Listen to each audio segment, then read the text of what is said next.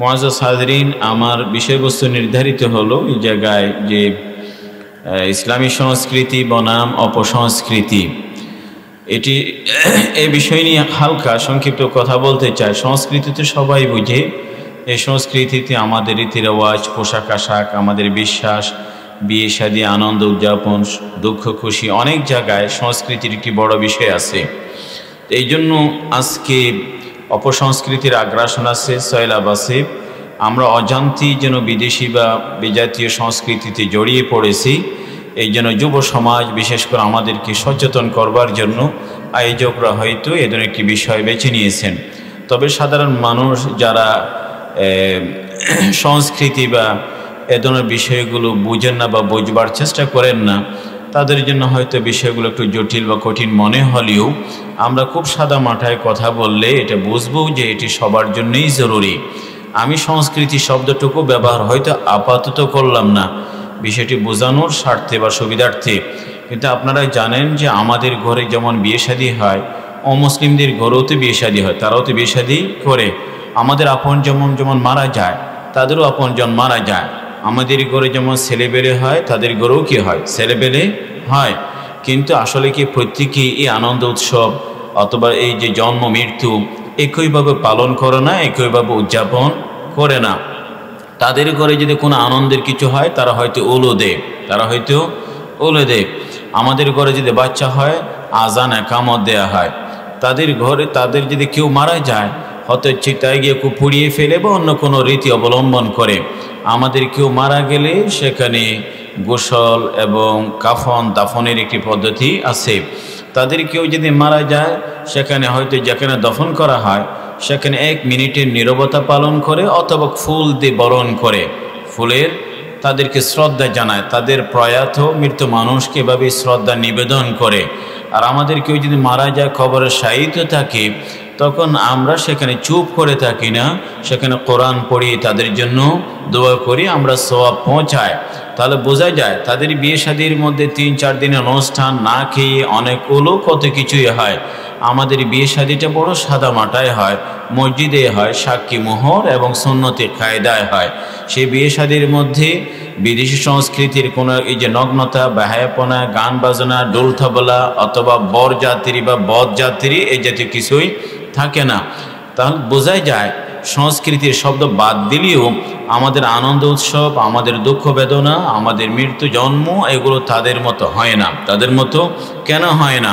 তাহলে বুঝতে হয় সেখানে ইসলাম এবং ধর্ম বিশ্বাসের একটি বড় প্রভাব আছে। ইসলাম মেনে চলি, এই জন্য আমাদের আনন্দ উৎসব, দুঃখ বেদনা ইসলামী নিয়ম এবং নীতিমালা অনুযায়ী হয়। যারা ইসলামীকে বিশ্বাস করে না, তারা তাদের মতো করে এগুলো উদযাপন করে। এটি বোঝানোর জন্যই বললাম যে সংস্কৃতি অপসংস্কৃতি কেমনে আমরা বুঝবো। আজকে যারা বলে একথা আমরা বাঙালি জাতি, এখানে আবার প্রত্যেকের সংস্কৃতি একই রকম হয়, প্রত্যেকের সংস্কৃতি একই রকম হয়। প্রত্যেকের লেবাস পোশাক যখন একই রকম না, আমাদের প্রত্যেকের সংস্কৃতিও কি না একই রকম নয়। কোরআনে কারীমের যে আয়াতটি আপনাদের সামনে তেলাওয়াত করেছি, সে আয়াতে রব্বুল আলামিন বলেন, তোমরা ইসলামে পূর্ণাঙ্গভাবেই প্রবেশ করো। তার মানে হলো, আমি যদি মুসলমান হই টপ টু বটম, মাথা থেকে পা পর্যন্ত, ব্যক্তি পরিবার সমাজ থেকে রাষ্ট্র পর্যন্ত, আমার চিন্তাধারা থেকে কর্ম পর্যন্ত, আমার ব্যক্তিগত বিষয় থেকে ব্যবসা পর্যন্ত, আমার শিক্ষা থেকে রাজনীতি পর্যন্ত, সব জায়গায় ইসলাম থাকতে হবে, সব জায়গায় ইসলাম থাকতে হবে। আল্লাহ পাক এইরকম কোনো আমাদেরকে অপশন দেননি। আফাতাকফুরুনা বিবাদিল কিতাব ওয়া তাকফুরুনা বিবাদ। কোরআনে কারীমের কিছু অংশ মানব আর কিছু অংশ বর্জন বা ছেড়ে দেব, এই ইখতিয়ার আমাদের নাই। ওয়া মা কানা লিল মুমিনিন ওয়ালা মুমিনাতিন ইযা কাদাল্লাহু ওয়া রাসূলুহু আন ইয়াকুনা খায়রা। যখন আল্লাহ পাক বলেন কোন মুমিন নর নারীর জন্য কোনোদিনই ইখতিয়ার আল্লাহ পাক রাখেননি। আল্লাহ পাক যখন কোনো বিষয়ে বা রসুল যদি কোনো বিষয়ে ফয়সালা বা সিদ্ধান্ত দেন, নিজের পক্ষ থেকে ভিন্ন কোনো কথা পথ অবলম্বন করার আমাদের কোনো সুযোগ নাই।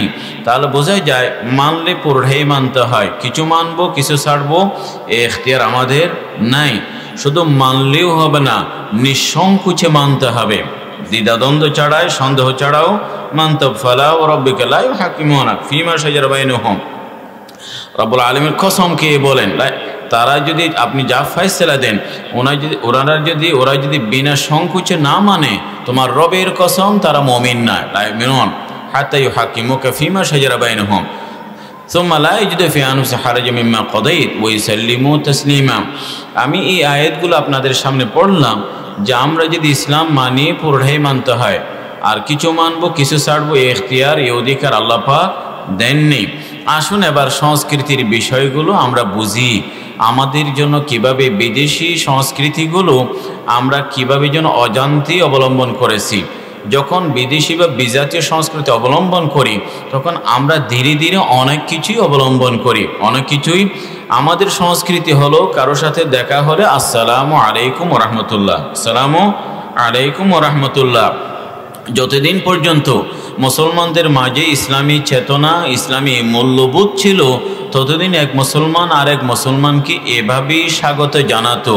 আমরা যখন আমাদের লেবাস পোশাকে বিশ্বাসে অন্যদের অনুসরণ করেছি, তখন সেই সালামের জায়গায় আমরা গুড মর্নিং বা গুড ইভিনিং বলতে শিখেছি। গুড মর্নিং শুভ সকাল বা শুভ সন্ধ্যা, শুভ সন্ধ্যা। আহমদ দিদাত নাম শুনেছেন, প্রখ্যাত দায়ী সাউথ আফ্রিকার, যে খ্রিস্টানদের মাঝে কাজ করতেন, অনেক খ্রিস্টান ইসলাম গ্রহণ করেছে। তিনি বলেন আসসালামু আলাইকুম ওয়া রাহমাতুল্লাহ। কত চমৎকার একটি শব্দ, জান্নাতীদের সালাম, এটা ফেরেশতাদের সালাম, এটি নামাজিও হয়। মুমিনরা সারা বিশ্বে এই শব্দগুলি এক অপরকে সালাম দেয়। আসসালামু আলাইকুম ওয়া রাহমাতুল্লাহর মধ্যে যে তোমার উপর শান্তি বর্ষিত হোক, এটা গোটা জীবনের জন্য, পুরো মাসে এবং সপ্তাহের সবকটি দিনে এবং 24 ঘন্টায়। এখানে রাত দিনের কোনো নির্ধারণ নেই, সকাল বা বিকেলের কোনো নির্ধারণ নেই। কিন্তু যদি সেই জায়গায় আসসালামু আলাইকুমের জায়গায় আমরা যদি বলি গুড মর্নিং, গুড ইভিনিং, তাহলে তার জন্য ভালো কিছু চাইলাম। এটি হয়তো সকালের জন্য বিকেল নয়, বিকেল হলে সকাল নয়, দিন হলে রাত নয়, রাত হলে দিন নয়, এটিতে আংশিক চাওয়া হয়। এগুলো কেউ থেকে আসলো? ইংরেজ থেকে আসলো। আমাদের তো ছিল আসসালামু আলাইকুম, কিন্তু ওরা যখন আমাদের উপরে শাসক হয়ে জেকে বসলো, সালামের জায়গায় তারা শুভ সকাল অথবা শুভ সন্ধ্যা শেখালো। আমরা করতাম মুসাফাহা, দুই হাতে সুন্নাত, সাফাহার রজুল বিয়াদাইহি, কিন্তু ওরা মুসাফাহার জায়গায় নিয়ে আসলো হ্যান্ডশেক। নিয়ে আসলো কি? হ্যান্ডশেক, এক হাতে দে, হাতের মধ্যে একটু এই বেঁধে। তো এই যে এটি সেই যা আসলো। আমরা এক সময় ফ্লোরে বসে দস্তারখান বেশি খেতাম, তারা আমাদেরকে শেখালো ডাইনিং টেবিল। কে শেখালো? চেয়ারে বসে খাওয়ানো শেখালো। এটি এক ধরনের সংস্কৃতি, তাই না? অপসংস্কৃতি। অনুরূপভাবে আমাদের লেবাস পোশাকের ক্ষেত্রে খাওয়া দাওয়া, দেখা সাক্ষাৎ, অনেক জায়গায় আমরা অন্যদের সংস্কৃতি নিতে শুরু করেছি। অনুরূপভাবে দেখা যায় মুআজ্জাজ হাজিরিন, আমরা এই যে বিদেশি বা বিজাতীয় সংস্কৃতির কারণে এটা যে এখানে ইসলামী হুকুম বিধান আছে সেটি আমরা বুঝতে বা বলে গেছি। এটি অনেক জায়গায়, এটি বিয়ে শাদী থেকে শুরু করে আমাদের এই যে ব্যবসা বাণিজ্য, আমাদের পোশাক আশাক। কেন একজন যুবক এই যে তার চুলের কাটিং বা হেয়ার স্টাইলটা ভিন্ন ধরনের দেখছেন তো সমাজে? কারণ হলো সে খেলার জগতে অথবা অন্য কোনো আবর্জনার জগতে তার প্রিয় কোনো মানুষকে এভাবে চুল রাখতে দেখেছে। এটা নবীর সুন্নত নয়, এটি কোনো খেলোয়াড়ের হয়তো হেয়ার স্টাইল। এটি এক ধরনের সাংস্কৃতিক আগ্রাসন। আমাদের মা বোনদের হিজাব ছিল, মাথায় এই যে হিজাব ছিল, মুখে নেকাব ছিল এবং শালীনতা ছিল। কিন্তু অপসংস্কৃতি বা সাংস্কৃতিক আগ্রাসনের কারণে আমাদের মা বোনদের পোশাকগুলো কোন পর্যায়ে গেছে সেটা হয়তো কোলা মাহফিলের নিচে বলাও যাচ্ছে না, কোনো বলাও। কারণ একসময় মহিলারাই মহিলাদের পোশাক চয়েস করত। এখন নাউজুবিল্লাহ সারা বিশ্বে ফ্যাশন বা ডিজাইনিং নামে, ক্যাটওয়াকের নামে মহিলারা কোন পোশাক পরবে, শরীরের কোন অংশটি খোলা থাকবে বা ঢেকে রাখা হবে, সেটা মহিলারাই নয়, এটা কোনো কুরুচিপূর্ণ পুরুষরাই নির্ধারণ করে, সেটি ডিজাইনিংয়ের নামেই করে। তাহলে সাংস্কৃতিক আগ্রাসনের কারণে নগ্নতা, বেহায়াপনা, আটসাট অথবা পিনপিনি, পাতলা এ ধরনের পোশাকগুলো আমাদের মা বোনদের ঘরে আসতে শুরু করেছে। এটা শুধু পোশাক আশাক নয়, সব জায়গায় যেন অপসংস্কৃতির সয়লাভ এবং বন্যা শুরু হয়েছে। এক সময় আমরা সংস্কৃতি বললাম, এটি যে কোনো বাচ্চা হলে আজান একামত হবে, আজান একামত হবে, তাহনিক হবে, নাম ইত্যাদি রাখা হবে। এখন সেই জায়গায় আজান একামত নেই, রজনীগন্ধা ফুলের দুমদাম এবং মিষ্টি ডাক্তারদের হইচই, সেই জায়গায় সুন্নত নাই, কি নাই, অপসংস্কৃতি চেপে বসছে। আগে বিয়ে শাদী হলে সাহাবায়ে কেরামদের বিয়ে শাদী দেখেন কত চমৎকার এবং সাদা মাঠা, কিন্তু এখন বিয়ে শাদীর আগে কত মাখামাখি, সেটি গায়ে হলুদ মাখামাখি থেকে শুরু করে অনেক কিছু মাখামাখি কি হয়ে গেছে, শুরু হয়ে গেছে। এটি অপসংস্কৃতি। তো এই জন্য সাংস্কৃতিক আগ্রাসন যে বলি, এটি অনেক বড় সমস্যা মুসলিম উম্মার। কখন থেকে শুরু হয়েছে?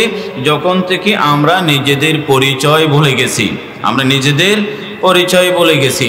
আমি যখন মুসলমান ভাবি, আমি যখন নবীর সুন্নতের কথা বলি, তাৎক্ষণিকভাবে আমার কল্পনায় আসে, আমার অন্তরে আসে, আমার মাথায় টুপি থাকতে হবে, মুখে দাড়ি থাকতে হবে, আমার পোশাকটা সুন্নতি পোশাক হতে হবে। এই পরিচয় যখন আমার অন্তরে থাকে না, তখন আমার চুল কোন ধরনের, পোশাক কী টাইপের, এটি আর মাথায় আসে না। যুবকদের পোশাক আশাক, আমাদের মা বোনদের পোশাক আশাক থেকে বুঝতেই পারছেন আমরা কত অপসংস্কৃতির শিকার। এই দেশে কোনো স্কুল বা কলেজের ছাত্রী আত্মহত্যা করেছে, কারণ হলো জানেন? কারণ শুধু এই, তার বাবা তার জন্য কিরণ বালা কিনে দেয় নাই। কি দেয় নাই? এটা পত্রিকায় আসছে। কিরণ বালা তো উম্মে সালমার পোশাক নয়, এটা তো হয়তো আয়েশার পোশাক ছিল না, এটা তো খদিজাতুল কুবরার পোশাক ছিল না। তাহলে স্যাটেলাইট বলে হোক, আকাশপথে হোক, টেলিভিশন পর্দা, সিনেমার কোনো নাটক, অশ্লীল কোনো নৃত্য, পত্রিকার কোনো বিজ্ঞাপন, মডেলিংয়ের কোনো কিছু থেকে আমাদের মা বোনরা এগুলো শিখেছে, এগুলো শিখেছে। এই জন্য অপসংস্কৃতি রুখে দিতে হয়, অপসংস্কৃতি রুখে দিতে। আমি সময় হয়তো পাবো না, মুআজ্জাজ হাজরিন সংক্ষেপেই বলতে চায় যে এই বিষয়গুলোর সমস্যা কেন হলো, এটা আমাদের কি ক্ষতি করে বসেছে। রাসূলুল্লাহ সাল্লাল্লাহু আলাইহি ওয়াসাল্লাম 1400 বছর আগে আমাদেরকে সতর্ক করে গেছেন। এমন কিছু ভালো নেই যেটি বলে যাননি, এমন কিছু খারাপও নেই যে সতর্ক করে যাননি। মা তারাকা খায়রান ইল্লা দাল্লানা আলাইহি ওয়া মা তারাকা শাররান ইল্লা নাহানা মিনহু আনহু। ভালো কিছু বলে গেছেন, খারাপ কিছু নিষেধ করে গেছেন। রাসূল বললেন তাত্তাবিউন্না সুনানা মান কানা ক্বাবলাকুম শিবরান বিশিরবিন যিরাআন বিযরা'in হাত্তা লাউ দাখালু জুহরা দাব্বিন লাসালাকতুমু। কুল ইয়া রাসূলুল্লাহ আল-ইয়াহুদুন নাসারা ক্বালা ফামান। রাসূল বলেন সাল্লাল্লাহু আলাইহি ওয়াসাল্লাম, একটা সময় আসবে তোমরা তাদের অনুসরণ করবে, এক ইঞ্চ বাই ইঞ্চ, এক হাত বাই হাত। কিভাবে? রাসূল সাল্লাল্লাহু আলাইহি ওয়াসাল্লাম বলেন, ওরা যদি সাপের গুহায় ঢুকে পড়ে, তোমরাও সে সাপের গুহায় ঢুকে যাবা। সাহাবায়ে কেরাম জিজ্ঞেস করেন, ইয়া রাসূলুল্লাহ, ইহুদি আর খ্রিস্টান? রাসূল বলেন, আর কারা? আল্লাহ নবী বললেন, আর কারা? এই কথা তো 1400 বছর আগে বলে গেছেন নবী সাল্লাল্লাহু আলাইহি ওয়াসাল্লাম। আজকে বাস্তবতাই তাই। আজকে সমাজের চোখে দেখেন, টাই থেকে শুরু করে, বাম হাতে খাওয়া থেকে শুরু করে, আরও খাবারের টেবিলের নানা এথিক্সগুলো, ঘরের ডিজাইনগুলো সব কিছু তাদের মতো হয়ে গেছে। এই জন্য এই কথাটি বুঝবার জন্য রাসূলুল্লাহ সাল্লাল্লাহু আলাইহি ওয়াসাল্লাম বলেন, দেখো, মান তাশাব্বাহা বিকওমিন ফাহুয়া মিনহুম। তোমরা যদি পোশাক আশাকে হোক, খাওয়া দাওয়ায় হোক, রীতিনীতি হোক, আচার উচ্চারণ হোক, কথা বা বক্তব্যেই হোক, তোমরা যদি অন্য জাতির অনুসরণ করো, you are one of them, তুমি তাদের মতো। মান তাশাব্বাহা বিকওমিন ফাহুয়া মিনহুম, তাদের অন্তর্ভুক্ত। কিয়ামতের মাঠে রাসূলুল্লাহ সাল্লাল্লাহু আলাইহি ওয়াসাল্লাম বলে গেছেন, কেউ যদি দুনিয়ার মধ্যে, নাম কেন বলবো, কোনো খেলোয়াড়, আমাদের যুবকদের এই যে জার্সি পোশাক আশাকের মধ্যে কারো না কারো নাম মনে পড়ে, তাই না? এমনকি নামের মধ্যেও সেগুলো প্রভাব, এটা আমরা দেখতে পাই। যদি কোনো খ্রিস্টান ইহুদিকে ভালোবেসে তার অন্ধভক্ত সেজে তার মতো চুল রাখে, তার মতো জিন্সের ইত্যাদি পোশাক পরে অথবা জার্সি গায়ে দেয়, কিয়ামতের মাঠে সে তো তাদেরই অন্তর্ভুক্ত হবে, সে তাদের অন্তর্ভুক্ত হবে। এই অপসংস্কৃতির অংশ হলো, দেখেন একটা পর্যায়ে নারী পুরুষের এই যে ব্যবধান, দূরত্ব, অত পার্থক্য, এটিও যেন বিলুপ্ত করার চেষ্টা হবে। এটিও এখন ট্রান্সজেন্ডার একটি বড় সমস্যা। রাসূল বলেছেন সাল্লাল্লাহু আলাইহি ওয়াসাল্লাম, অভিশপ্ত সে পুরুষগুলো যারা মেয়েলি পোশাক পরে। এবং অভিশপ্ত সেই মেয়েরাও যারা পুরুষের মতো পোশাক আশাক পরে। এখন কিছু কিছু সময় দেখা যায় কোনো মেয়েকে পিছন থেকে তাকালে তার গায়ের যে জার্সি বা এই যে টি শার্ট অথবা প্যান্ট বা ইত্যাদি বলে, এগুলো থেকে ছেলে মেয়ে বোঝার কোনো পার্থক্য নেই। এগুলোদের উপর আল্লাহ পাকের লানত অভিশাপ। অথবা কোনো ছেলে যদি গায়ে এখানে দেখে গলার মধ্যে স্বর্ণের কি আছে, কোনো চেন ইত্যাদি আছে, হাতে অলংকার আছে, চুলের যদি খোপা দেখা যায়, চুলের কি আছে, খোপা আছে, কিন্তু দেখা যায় আসলে ছেলে মানুষ, কিন্তু পোশাক আর সব মেয়েলি পোশাক আশাক, এটি অপসংস্কৃতি। তাদের উপর আল্লাহ পাকের লানত, তাদের উপর আল্লাহ পাকের লানত। এগুলো অপসংস্কৃতির কারণেই হচ্ছে। আমরা অজান্তেই যেন সে বুঝেই না যে স্বর্ণ এটি শুধু মেয়েদের জন্য, পুরুষের জন্য হারাম, কিন্তু এগুলো অপসংস্কৃতি কবলে পড়েছে। সিনেমার পর্দায়, টেলিভিশনে কোনো পুরুষকে এগুলো পড়তে দেখেছে, সেও পড়া শুরু করেছে। অন্ধ অনুসরণ, এটি ব্লাইন্ড ইমিটেশন, অন্ধভাবে অনুসরণ করা হচ্ছে। এগুলো কেন হলো? মুআজ্জাজ হাজরিন, বক্তব্য বাড়াতে চায় না। রাসূলুল্লাহ সাল্লাল্লাহু আলাইহি ওয়াসাল্লাম যখন মক্কায়, খুব ভালো করেই বুঝবেন, যেহেতু আপনারা বিষয় ঠিক করেছেন সংস্কৃতি অপসংস্কৃতি ইনডোর সেমিনারই হয়, যেহেতু খোলা জায়গায় বললেন সংস্কৃতি অপসংস্কৃতি, এই জন্য বোঝার বিষয় আছে। মক্কায় যখন ইসলামের এই সূর্য উদিত হয়, ইসলামের দাওয়াত প্রচার প্রসার শুরু হয়, তখনই ইসলামের মোকাবিলা করেছে মক্কার পৌত্তলিক মূর্তি পূজারীরা। কারা? মূর্তি পূজারীরা। যখন এই সূর্য ধীরে ধীরে রোদ খরা হচ্ছে, রোদ সংখ্যা বাড়ছে, ইসলামের এই যে প্রচার প্রসারও বাড়ছে, ইসলাম একটা সময় একটা পর্যায়ে মদিনায় গেল। কোথায় গেল?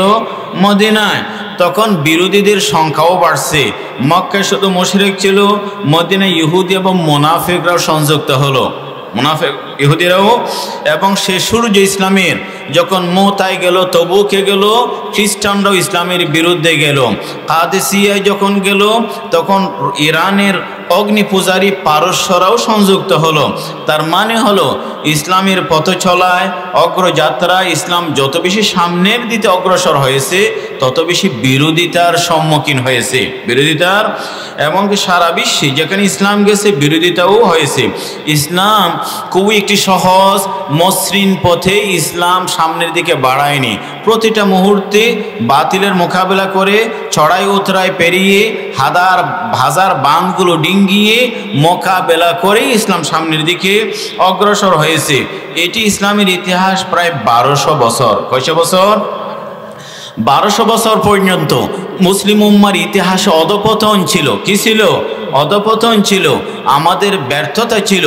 কিন্তু সুবহানাল্লাহ, 1200 বছর পর্যন্ত মুসলিম উম্মাহ কোরআনের আইনে কোনো আইন বিশ্বাস করে নাই। কোরআনের আইনের বাইরে আইন, মুসলমানদের পোশাকের বাইরে ভিন্ন পোশাকের কথা চিন্তা করে নাই, রীতি রেওয়াজের ক্ষেত্রে ভিন্ন কোনো কথা চিন্তা করে নাই। আমাদের দুর্বলতা সত্ত্বেও ইংরেজরা আসলো, ব্রিটিশরা আসলো, পশ্চিমারা ভাবলো মুসলমানদেরকে শক্তি প্রয়োগ করে, অথবা মিসাইল বা ক্ষেপণাস্ত্র হামলা করে, দেশ দখল করে, সামরিক শক্তি প্রয়োগ করে ইসলামের এই পরিচয় মুছে দেয়া যাবে না। ইসলামের এই পরিচয় মুছে দেয়া যাবে না। কাজে দেশ দখল নয়, ভিন্নভাবে চিন্তা করতে হবে, ভিন্নভাবে চিন্তা করতে হবে। ভিন্নভাবে কি চিন্তা করা হলো? এখন দেশ দখল নয়, যারা দেশ চালায় তাদের দখল, যারা দেশ চালায় তাদের দখল। মাটি দখল নয়, দেহ দখল। বুঝেন তো? দেহ দখল। তার মানে হলো মুসলমানদের অন্তরে ভিন্ন কিছু আসলো, ভিন্ন কিছু নিয়ে আসলো, এরা এখন দেশ দখল করে না, আমাদের কি দখল করে বসছে। তার মানে হলো আমাদের চিন্তাধারা, আমাদের বিশ্বাস, আমাদের ওঠা বসা, আমাদের রীতি রেওয়াজ, আমাদের সংস্কৃতি এভাবেই গড়ে তুলেছে, আমরা তাদের মতোই করি, বরঞ্চ তাদের চেয়ে একটু বেশি করি। তাদের চেয়ে একটু কি, ওরা যদি একবার মদ খায়, ইংরেজদের অনুসরণ করে 2 বার খায়। কয়বার খায়? 2 বার। ইংরেজরা যদি বাম হাত ব্যবহার করে, সে দেখান ওই যে সব চাটাও বাম হাতে, চা কি বাম হাতে। অপ্রয়োজনীয় ওরা যে শুকনো খাবারের জন্য কাঁটা চামচ ব্যবহার করে, ডাল খাওয়ার সময় কাঁটা চামচ ব্যবহার করে। বুঝলেন তো? এটা হলো অন্ধ অনুসরণ, অন্ধ অনুসরণ। ইংরেজরা যখন আসলো এই জায়গায়, তারা বলল আমরা এমন একটি শিক্ষা ব্যবস্থা, এমন একটি সংস্কৃতি তাদের উপরে চাপিয়ে দেব, এমন সংস্কৃতি, তারা নামে মুসলমান হবে, কাজে কর্মে একেবারে খাটা সাচ্চা, একদম ইংরেজ বা বিলেতি, একদম ইংরেজ বা বিলেতি।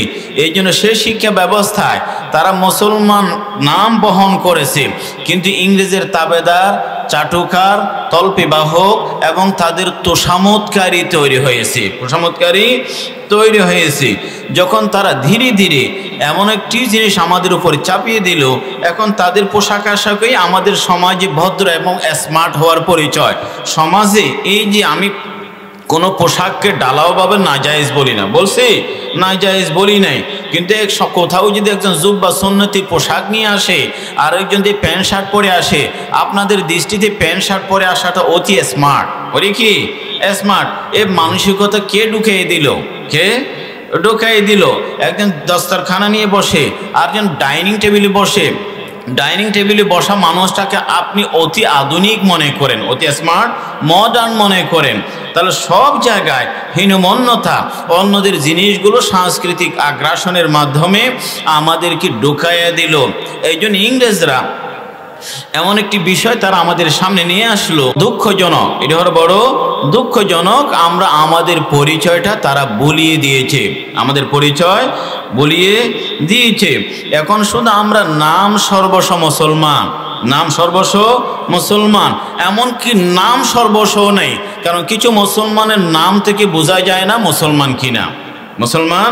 কারণ কোনো মুসলমানের নাম যদি তিন ভাই মুসলমানের ঘরে, এক ছেলের নাম রিগান, আর একজন জর্জ বুশ, আর একজন দেখা যায় George Bush senior, president Clinton, এক ঘরের মধ্যে মাশাআল্লাহ আমেরিকার 3 জন প্রেসিডেন্ট বসবাস করে।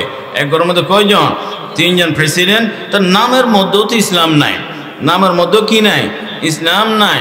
কারো মেয়ে, 3 মেয়ে, দেখা যায় একজন শিলা আর একজন বৃষ্টি, ওই ঘরের মধ্যে সব সময় শিলা বৃষ্টি, সব সময় কি শিলা বৃষ্টি।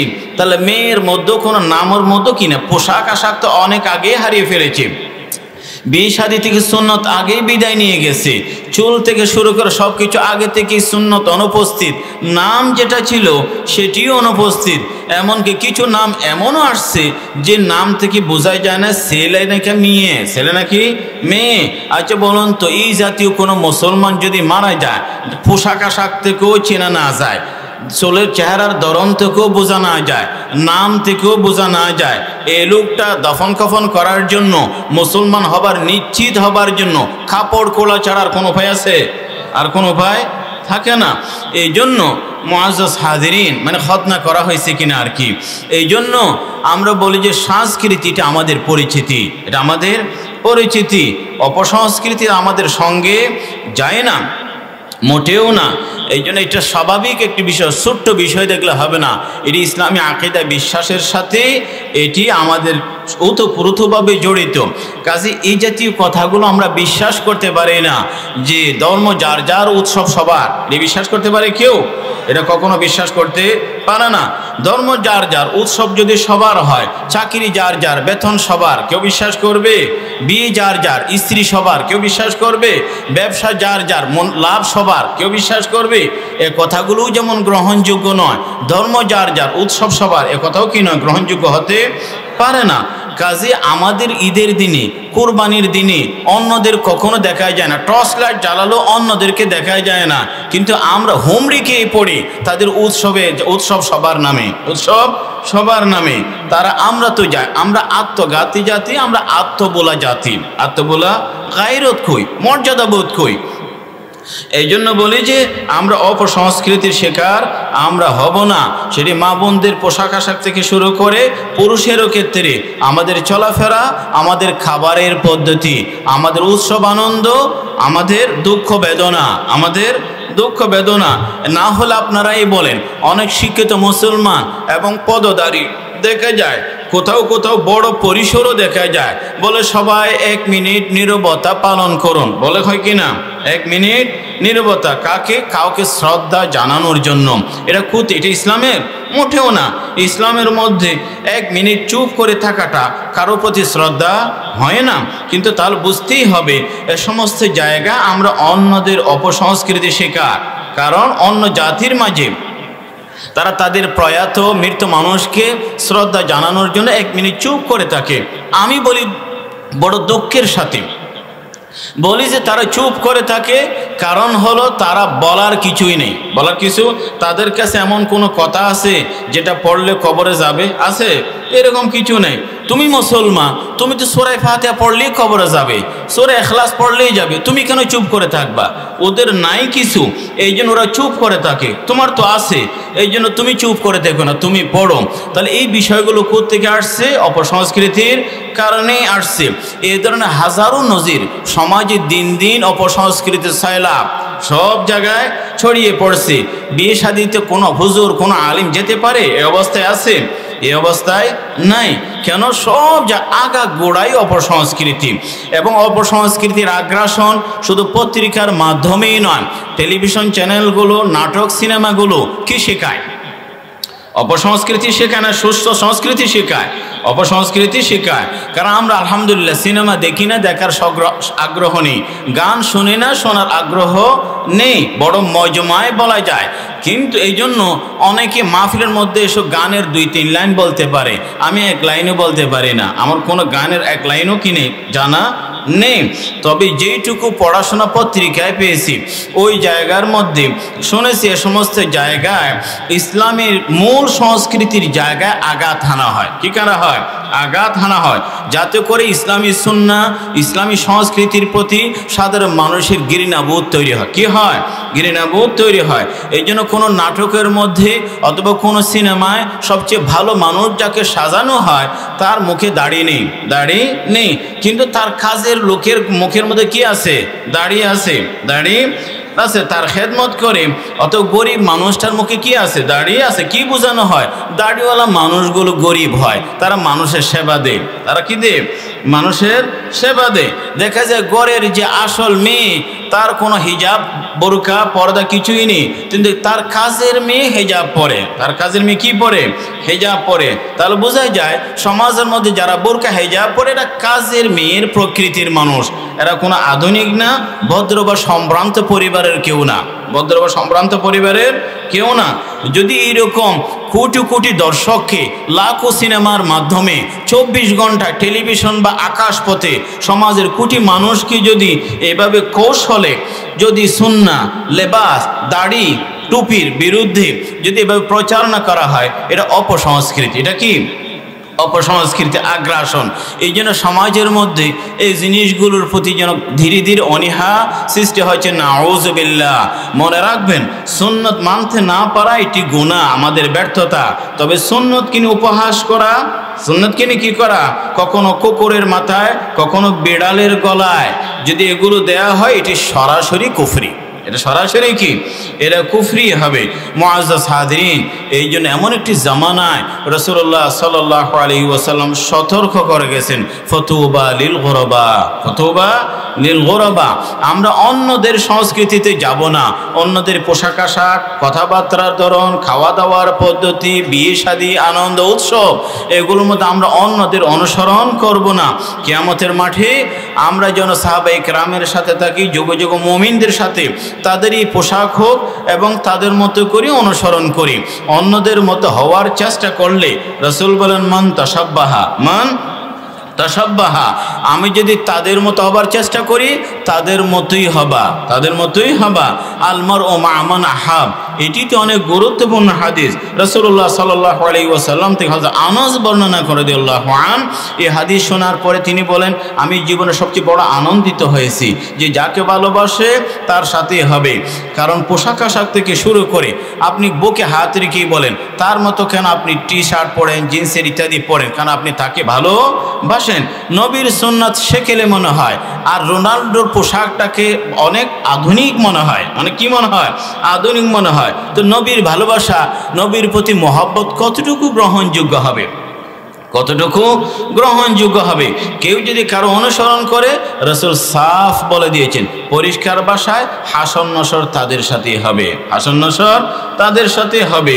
দুনিয়ার মধ্যে কাফেরদের পোশাক পরে তাদের মতো চলাফেরা করে জান্নাতে হয়তো আবু বকর সিদ্দিকের সাথে থাকবো, এটা দিন দুপুরের স্বপ্ন, এটা দিন দুপুরের স্বপ্ন।